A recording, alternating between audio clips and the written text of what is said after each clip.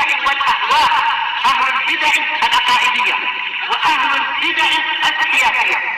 نقول بيننا وبينكم السلف، بيننا وبينكم الكتب، كان فيقول البدع بيننا وبينكم.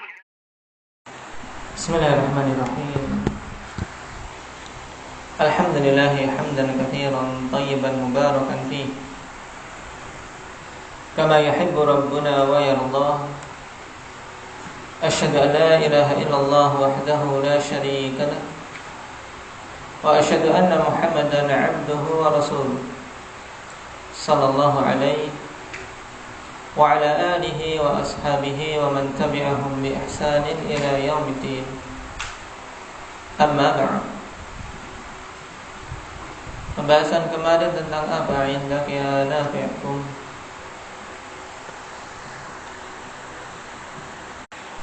Nah, kemarin telah kita ambil pembahasan tentang masalah dengan syariat apa Nabi Isa berhukum tatkala beliau turun di akhir zaman kelak. Dan jawabannya jelas, beliau berhukum dengan syariat Nabi kita Muhammad sallallahu alaihi wasallam. Akan sampai-sampai dijadikan teka-teki alhamdulillah. Nah, baik. Di antara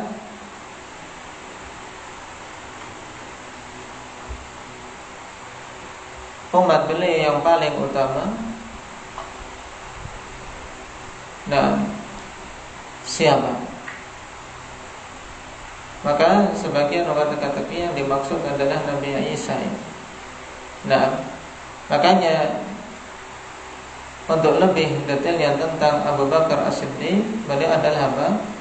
Nah, orang yang paling utama dari kalangan umat Nabi sallallahu alaihi wasallam, dari kalangan sahabat baik yang bukan anbiya. Adapun yang berupa anbiya yaitu Nabi Isa, karena beliau turun berhukum dengan hukum Nabi kita Muhammad sallallahu alaihi wasallam kelak di akhir zaman. Dan beliau menegakkan beberapa hal yang datang nas dalam hadis, di antaranya adalah peniadaan jizyah dan apa yang lainnya. Faisal, mematahkan salib-salib, terus memberantas babi-babi. Baik. Sekarang kita masuk pada poin berikutnya. Qala al-mu'allif hafizahullah ta'ala, al-iblisu hayyun al-an am qad mat? Apakah iblis itu hidup sampai sekarang ataukah sudah mati? Wal jawab huwa hayyun ila al-yaumil ma'lum alladhi anzarahu Allah lah. Jawabannya, dia hidup sampai pada hari yang diketahui, yang Allah Subhanahu wa ta'ala akhirkan hari tersebut untuk dia, yaitu hari kematian iblis diakhirkan sampai hari tersebut.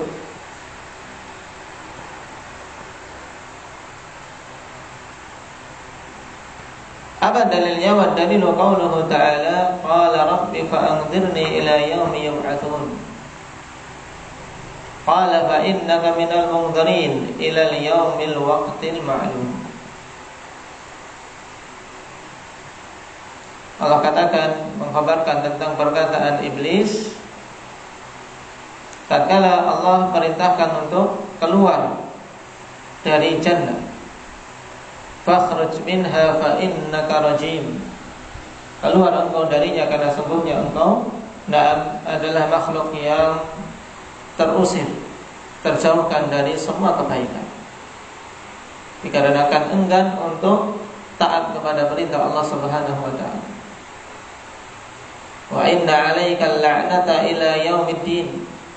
Dan sungguhnya atasmu laknat sampai hari pembalasan. Ini adalah hukum yang sangat keras bagi iblis Akan tapi alhamdulillah, tatkala dia adalah makhluk yang terjauhkan dari kebaikan, tidak menjadikan dia bertobat. Dan kemudian meminta ampunan pada Allah Subhanahu wa taala selagi dia hidup. Padahal apa? Dia tahu hasil akhir dia itu adalah apa? Adalah di neraka, mendapatkan hukuman. Baik, kalau terus-menerus dalam keadaan demikian. Tapi hal itu tidak menjadikan dia bertobat karena memang tidak mendapatkan taufik. Bahkan meminta tangguh untuk semakin memperbanyak dosa-dosa yang dia lakukan. Nah, dia ingin menggoda manusia mencari teman sebanyak-banyaknya. Yang tentunya semua dosa yang terjadi alhamdulillah, iblis juga menanggung hukumannya, karena dialah yang menjadikan penyebab dan menjadi penyerunya. Dari sini kita ketahui alhamdulillah faedah penting bahwasanya masalah taubat, masalah seorang mau rujuk dari kesalahan, itu kembali kepada taufik dari Allah Subhanahu wa taala. Nah, kalau iblis yang langsung mengetahui perintah itu dari Allah Subhanahu wa taala untuk sujud kepada Adam saja membantah, kemudian telah diancam, tetap saja tidak menjadikan dia bertobat. Lalu bagaimana dengan manusia yang tidak langsung mendengar perintah Allah Subhanahu wa taala? Akan lebih banyak lagi mereka-mereka yang keluar dari ketaatan, dan lebih banyak lagi mereka-mereka yang enggan dari bertobat atas dosa-dosa dan kemaksiatan.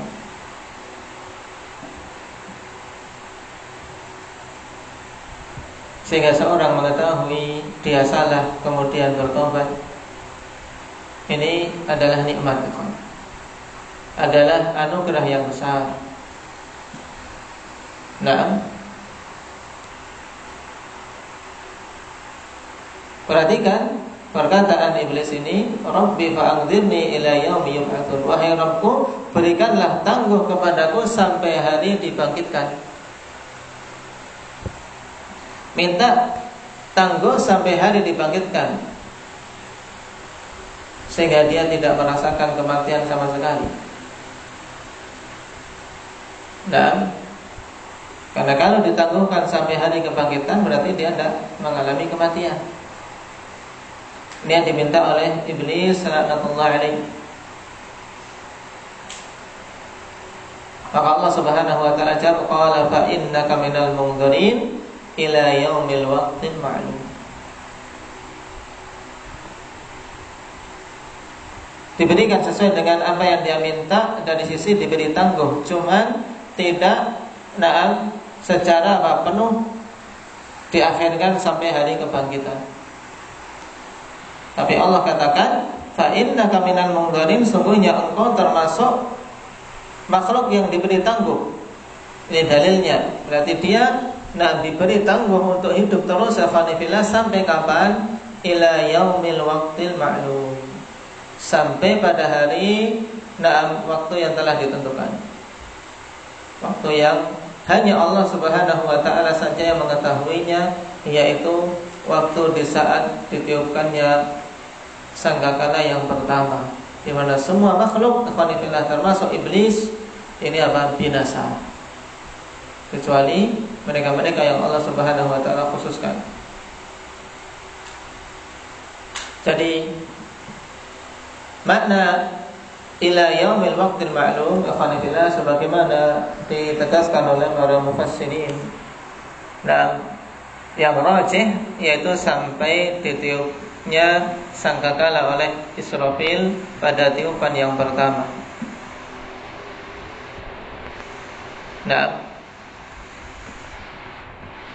Di sini menunjukkan bahwasanya Allah Subhanahu wa taala penuhi apa yang diminta oleh iblis dari sisi diberi tangguh, cuman tidak dipenuhi untuk dia hidup sampai hari dibangkitkan. Kenapa? Karena kalau hidup terus sampai hari dibangkitkan, tidak akan mengalami kematian. Karena setelah kebangkitan tidak ada lagi kematian. Nah, makanya dia dimatikan dengan apa tiupan sangkakala yang pertama.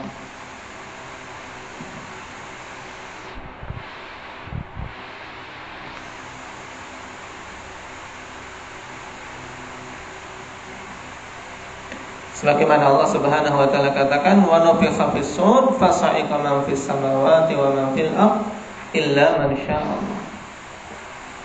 Itulah sangkakala, maka tersungkurlah, yaitu matilah semua yang ada di langit dan di bumi, kecuali makhluk-makhluk yang Allah Subhanahu wa taala kehendaki untuk tetap hidup. Dan mengenai penafsiran ila yaumil waqtil ma'lum, yaitu sampai pada hari ditiupnya sangkakala yang pertama, inilah yang dipilih oleh Imam Al-Qurtubi rahimahullah ta'ala, dan merupakan pendapat Abdullah bin Abbas radhiyallahu anhu, di mana beliau mengatakan arada bihi an-nafkhatal ula. Nah, yang diinginkan dengan yaumil waqtil ma'lum adalah an-nafkhah al-ula, yaitu tiupan yang pertama.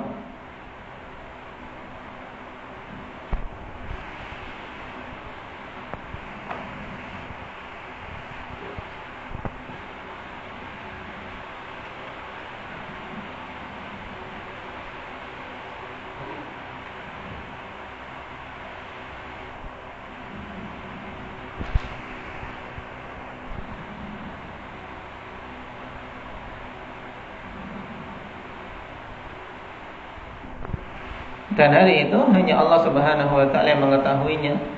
Maka Allah katakan ila yaumil waqtil ma'lum. Ini menunjukkan bahwasanya godaan iblis tidak akan berhenti. Nah, godaan iblis tidak akan berhenti, bahkan dia terus-menerus berusaha mencari teman sebanyak-banyaknya dan mengumpulkan pasukan sebesar-besarnya. Nah,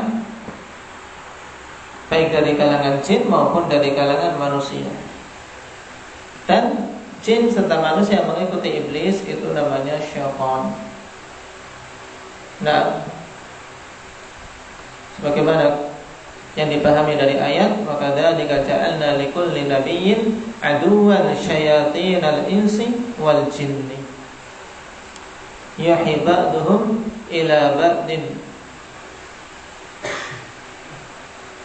Apa yang dibisikkan, diwahyukan, diberikan sebagian kepada sebagian yang lain, zukhrufal qawli ghurura.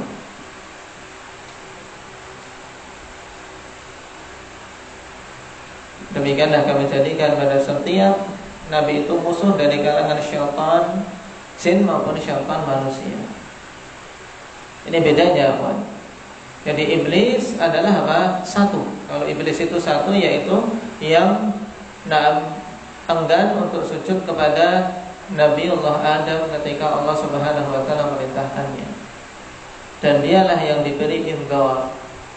Dialah yang diberi apa? Diberi tanggung sampai apa? Sampai nanti ditiupnya sangkakala yang pertama. Sedangkan syaitan ini umum. Nah, syaitan yaitu semua yang keluar dari apa? Ketaatan kepada Allah Subhanahu wa taala. Nah, syaitana ibauda yang jauh. Nah, jauh dari apa? Dari ketaatan.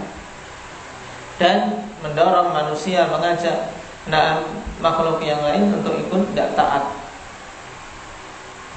Ini masuk kategori syaitan. Adapun syaitan selain iblis. Jadi iblis secara umum juga masuk syaitan, sehingga terkadang ikhwanillah dalam beberapa hadis datang penyebutan apa iblis dengan syaitan. Paham? Tapi apa?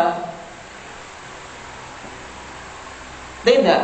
Kemudian apa? Semua syaitan itu hukumnya seperti iblis seperti ini. Dalam artian diberi waktu tangguh sampai kala ditiupkan sangkakala, tidak. Tapi iblis dari kalangan manusia, sebagaimana keadaan manusia mengalami kematian, syaitan dari kalangan manusia mengalami kematian.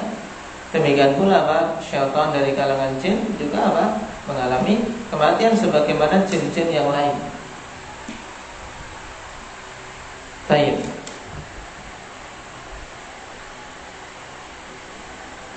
Kemudian Alhamdulillah, mungkin seseorang bertanya, kenapa Allah Subhanahu wa taala penuhi permintaan iblis? Padahal dia adalah makhluk yang sangat pembangkang. Imam As-Sa'di rahimahullahu taala alhamdulillah berikan penjelasan di sini, walaisa ijabatullahi li du'aihi karamatan fi haqqihi. Wa innama dzalika imtihanun wa ibtila'un min Allah lahu wa lil ibad. Dan bukanlah pengkabulan permintaan iblis tersebut sebagai bentuk apa pemuliaan Allah kepada hak iblis tadi. Dan hanyalah itu sebagai apa? Ujian.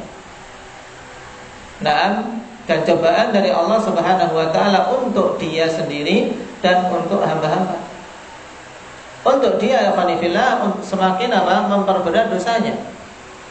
Karena dengan semakin lama hidup dia fanifillah semakin terkumpul naam dosa-dosa yang naam terus berkumpul. Berapa banyak kerusakan di muka bumi ya Pak? Iblis menanggung akibat semua itu. Kemaksiatan, kesyirikan, semuanya adalah naam iblis memiliki andil.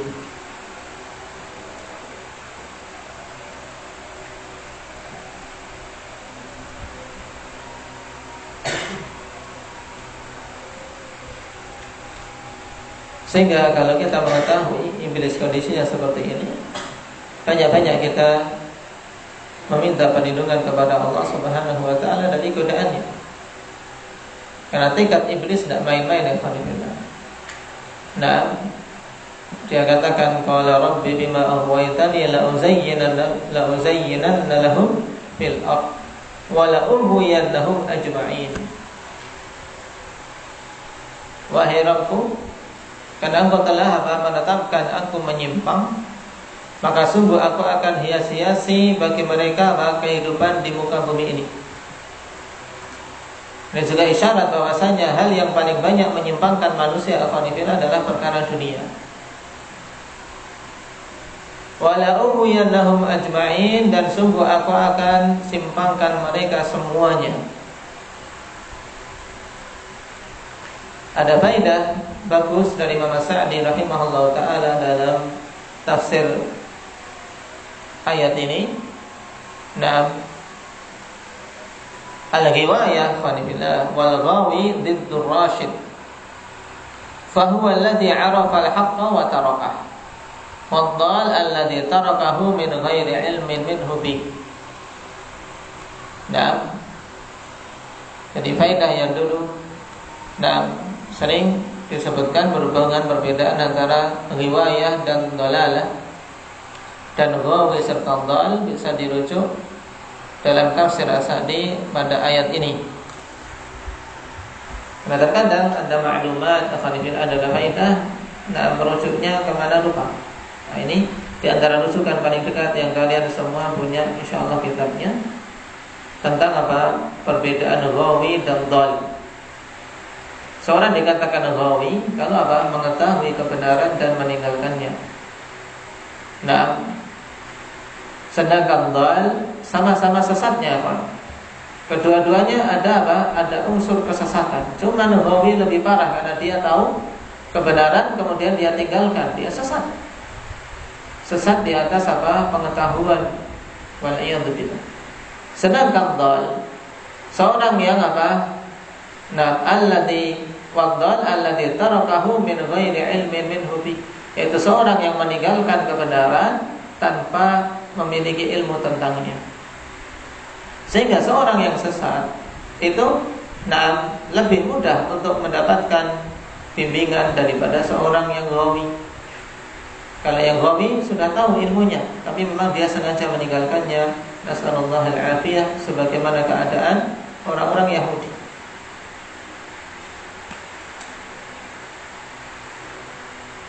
Baik. Jadi tekadnya bukan orang-orang bodoh saja yang mau dia sesatkan. Dia katakan la'uwiyannahum ajma'in, menunjukkan apa? Berusaha menggoda untuk orang-orang yang sudah tahu kebenaran akan meninggalkannya.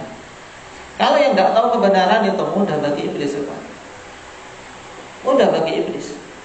Tapi yang dia sebutkan di sini tekadnya adalah untuk apa? Untuk menyesatkan yang sudah tahu kebenaran akan meninggalkannya. Maka kalau bukan pertolongan dari Allah Subhanahu wa taala, tidak mungkin seorang bisa selamat. Dan di sana ada secercah harapan untuk seorang bisa selamat, yaitu apa yang diakui oleh iblis setelahnya, illa ibadaka minhumul mukhlasin, kecuali hamba-hambamu di antara mereka yang betul-betul apa? Ikhlas. Baik.